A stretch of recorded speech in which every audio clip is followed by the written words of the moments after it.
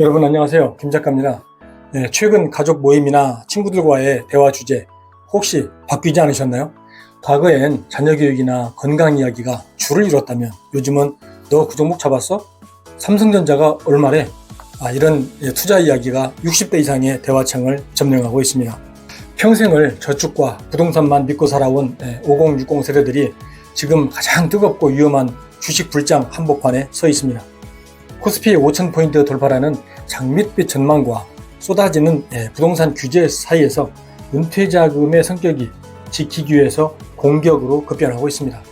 오늘은 5060 세대의 위험한 질주의 실태를 파헤치고 노후 파산을 막을 수 있는 진짜 자산 설계가 무엇인지 알아보겠습니다. 우리나라 주요 업계는 왜 5060 세대를 주목하고 있을까요? 대한민국 가계 순자산의 약 62% 이상을 이 5060 세대가 쥐고 있기 때문입니다. 명실상부한 한국 경제의 대표 자산가 그룹이자 시장을 움직이는 핵심 소비자거든요.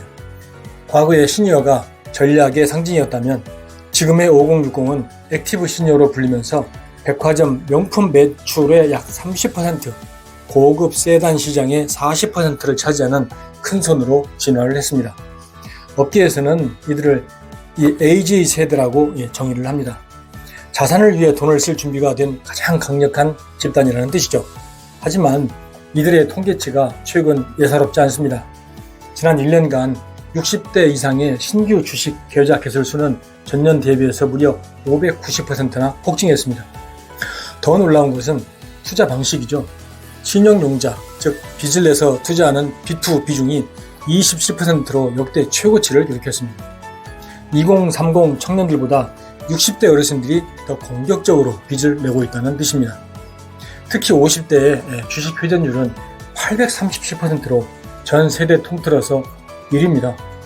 837%라는 수치는 주식을 사서 묻어주는 게 아니라 하루에도 몇 번씩 사고 파는 단타 매매에 매몰되어 있다는 증거입니다.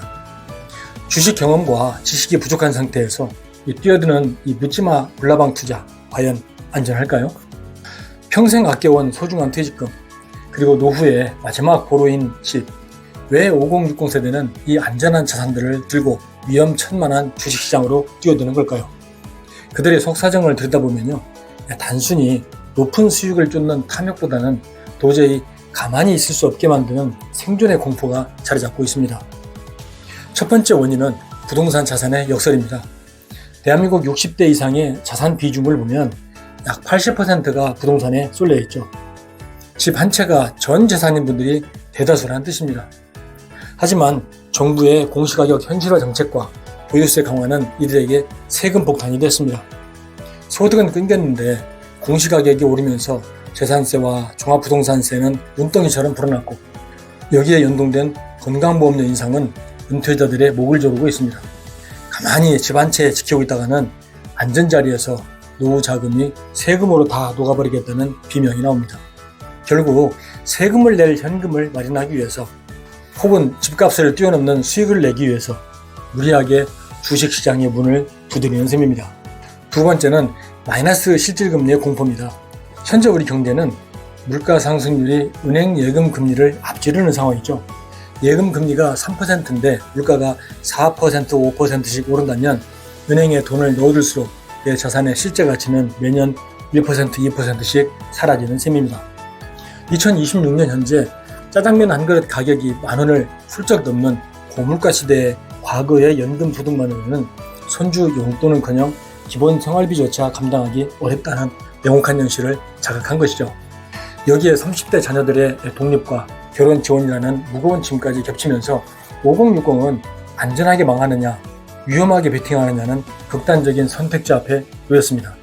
결국 은퇴 자금의 마지막 보루인 퇴직금까지 걸고 한 방을 노리는 도박 같은 수익률 사냥에 나서게 된 것입니다. 집은 세금에 뜯기고 현금은 물가에 녹아내리는 현실. 5060 세대에게 불장은 어쩌면 선택이 아니라 벼랑 끝에서 내몰린 마지막 탈출구였을지도 모릅니다. 하지만 준비 없는 탈출은 더 큰 낭떠러지로 이어질 수 있다는 사실. 이제 우리는 그 대안을 고민해야 합니다. 자, 그렇다면 어떻게 해야 할까요? 투자를 아예 하지 말라는 뜻이 아닙니다. 방식이 틀렸다는 거죠. 은퇴자의 투자는 수익률 1위라는 승리가 목적이 아니라 내 노후의 자산을 끝까지 지켜내는 패배하지 않는 것이 목적이어야 합니다. 매일 아침 주가 창을 보면서 가슴 졸이고 개별 종목의 등락에 밤을 설친다면 그것은 투자가 아니라 고문이죠. 그래서 제가 늘 강조드리는 대안, 바로 3대, 4대, 3 자산 배분 전략을 ETF 시스템에 이식하는 것입니다. 343 전략은요, 내 재산을 성격에 따라서 3가지 바구니로 나누는 것입니다. 첫 번째 3은 안전자산이죠. 전체 자산의 30%는 어떤 폭풍우가 와도 흔들리지 않는 방파제로 쌓아둬야 합니다. 예금이나 채권, 그리고 주택연금이 여기에 해당하죠. 주식시장이 반토막 나도 내가 당장 먹고 살 수 있는 최후의 보루를 먼저 확보하는 것이 투자의 시작입니다. 두 번째 4는 현금 흐름, 즉 인컴 자산입니다. 자산의 40%는 매달 꼬박꼬박 내 통장에 월급을 넣어주는 시스템을 만들어야 하죠. 여기서 바로 배당 ETF가 활약합니다. 주가가 오르기만을 기다리는 천수답 투자가 아니라 시장이 횡보해도 매달 배당금이 들어오는 월배당 ETF나 고배당 인컴 펀드를 통해서 제2의 월급 체계를 구축하는 것이 핵심이죠. 세 번째 3은 성장 자산입니다. 나머지 30%는 물가 상승률을 앞지르고 또 내 자산의 가치를 키워줄 엔진이죠. 다만 직접 투자가 아니라 글로벌 우량주나 반도체, AI 같은 유망 산업에 투자하는 테마형 ETF를 활용하시기 바랍니다. 시장 전체에 성장을 가져가되 개별 기업이 망해서 내 노후가 통째로 흔들리는 위험은 원천 차단하는 전략입니다. 여러분, 주식시장이라는 거친 바다에서 개별 종목이라는 작은 돛배를 타고 풍랑을 견디기는 불가능에 가깝습니다. 하지만 이 343이라는 거대한 크루즈선에 올라탄다면 파도는 칠지언정 목적지까지 안전하게 항해할 수 있는 것이죠. 이제 내 운을 시장에 맡기지 마십시오. 안전, 현금 흐름, 성장, 이런 완벽한 시스템이 스스로 돈을 벌게 만드시기 바랍니다. 이론은 알겠는데 내 재산에 어떻게 적용해야 할지 막막하시죠? 우리 주변에서 흔히 볼 수 있는 두 분의 사례를 통해서 김 작가의 343 전략이 어떻게 노후에 구원투수가 되는지 직접 확인해 보도록 하겠습니다. 첫 번째 사례는요, 퇴직금 3억 원의 환골 탈퇴 A씨의 선택입니다. 평생 직장 생활을 마치고 퇴직금 3억 원을 손에 준 A씨는요, 과거라면 이 돈을 은행 여금에 넣어두고 3, 4% 이자만 받으면서 아껴 썼을 겁니다. 하지만 고물가 시대에 그것은 앉아서 손해보는 일이라는 걸 깨달은 거죠.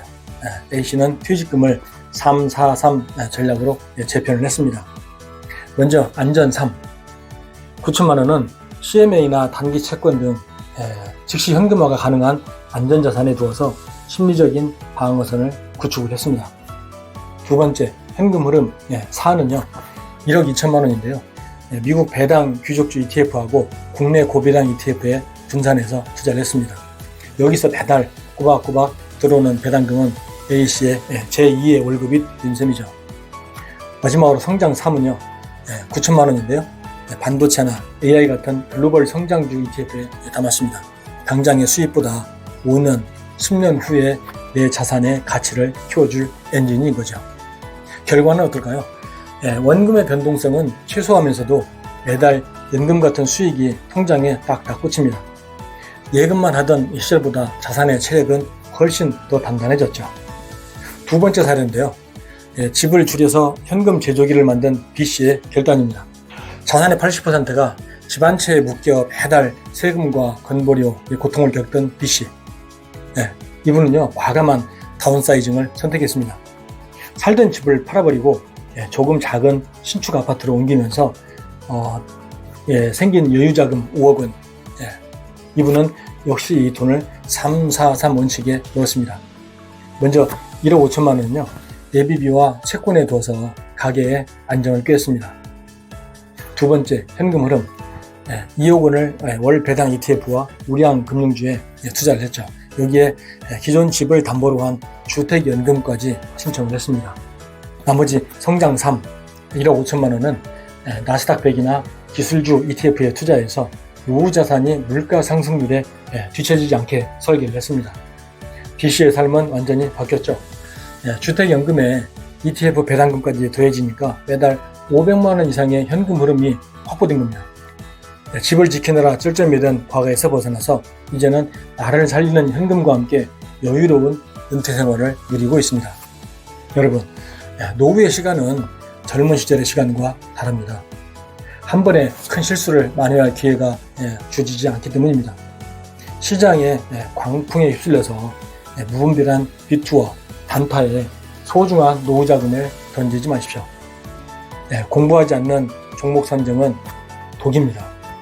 집을 줄여서 현금을 만들고 그 현금이 스스로 일하게 만드는 자산의 체질 개선을 시작해야 합니다.